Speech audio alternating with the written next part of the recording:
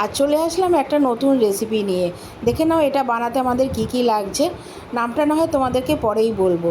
লাগছে আমাদের 4টে ডিম আমি সেদ্ধ করতে বসিয়ে দিয়েছি, আর লেগেছে কিছুটা বোনলেস চিকেন, আর লাগছে একটা টমেটো, আদা রসুন, কয়েকটা কাঁচা লঙ্কা আর দুটো বড় সাইজের পেঁয়াজ আমি কুচিয়ে নিয়েছি।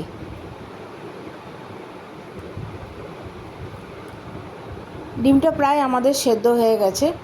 এবার এদিকে আমি একটা পেস্ট বানিয়ে নেব। আদা রসুন পেঁয়াজ আর কাঁচা লঙ্কা দিয়ে একটা পেস্ট বানিয়ে নেব। আর বোনলেস চিকেনটা যেটা নিয়েছি সেটাও আমি একটা পেস্ট বানিয়ে নেব।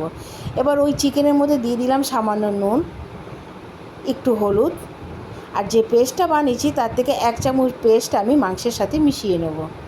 এবার মাংসটাকে ভালো করে আমি মেখে নেব। এবার সেদ্ধ ডিমগুলিকে হাফ করে আমি কেটে নিলাম। এবার মাংসের যে পেস্ট আমি বানিয়েছি, এবার একটা করে ডিম নেব, আর মাংসের পেস্টটা দিয়ে পুরো ডিমটাকে আমি একটা কোট করে দেবো। পুরোটাই কভার করে দেবো মাংস দিয়ে কোট করে পুরো বলের মতন করে নেব। ঠিক একটা বড় সাইজের বলের মতন করে নেব। দেখো আমি কিভাবে কভার করে নিচ্ছি, তোমরা একটু দেখে নাও, যাতে ডিমটা কোনো দিক দিয়ে বেরিয়ে না থাকে। পুরো একটা বলের মতন দেখতে লাগছে এটাকে। এরকম একটা একটা করে আমি সবকটাকেই আমি কভার করে ফেললাম মাংসের পেস্ট দিয়ে। একটা একটা করে আমি প্রত্যেকটাকেই আমি এভাবে কভার করে নিলাম। তোমরা খুব আলতোভাবে এটা করবে যাতে ভেঙে না যায় বা ডিমগুলো যাতে দেখা না যায়। ডিমগুলো দেখা গেলে কিন্তু এটা ভালো হবে না, যাতে ডিমগুলো বেরিয়ে না যায় সেদিকে তোমাদের খেয়াল রাখতে হবে। কাজটা খুব আলতোভাবে করবে।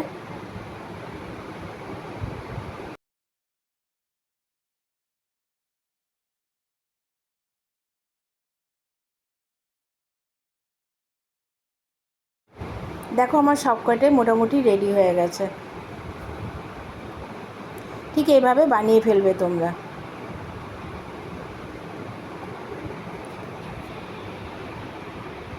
এবার কড়াইতে তেল দিয়ে আমি একটা একটা করে আস্তে আস্তে ভেজে তুলব।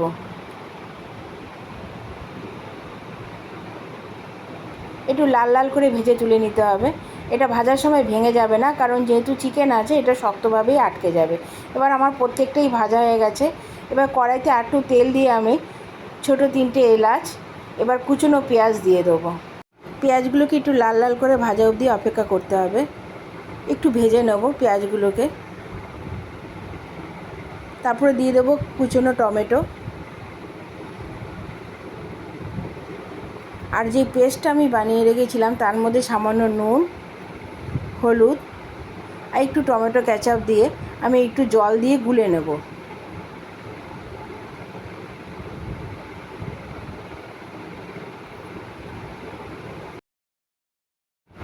এবার এই মশলাটা আমি কড়াইতে দিয়ে দেবো। এবার ততক্ষণ নাড়তে হবে যতক্ষণ না তেল ছেড়ে আসছে। মশলাটাকে ভালো করে একটু কষিয়ে নিতে হবে। তারপর আমি সামান্য ক্রিম দিয়ে দিলাম। এবার বেশ খানিকক্ষণ নাড়তে হবে। যখন প্রায় তেল ছেড়ে আসবে তারপর আমি সামান্য জল অ্যাড করব। খুব একটা জল আমি দেব না, অল্পই জল দেব। তোমরা কিন্তু বাড়িতে একবার অবশ্যই ট্রাই করো, আর আমাকে কমেন্টস করে জানাবে রান্নাটা কেমন লাগলো। আমি কিন্তু খুব একটা জল দিলাম না, সামান্যই জল দিলাম। এবার যে বলগুলো বানিয়েছিলাম সেটা একটা একটা করে আমি দিয়ে দেবো। খানিকক্ষণ রেখেই আমি নামিয়ে ফেলবো।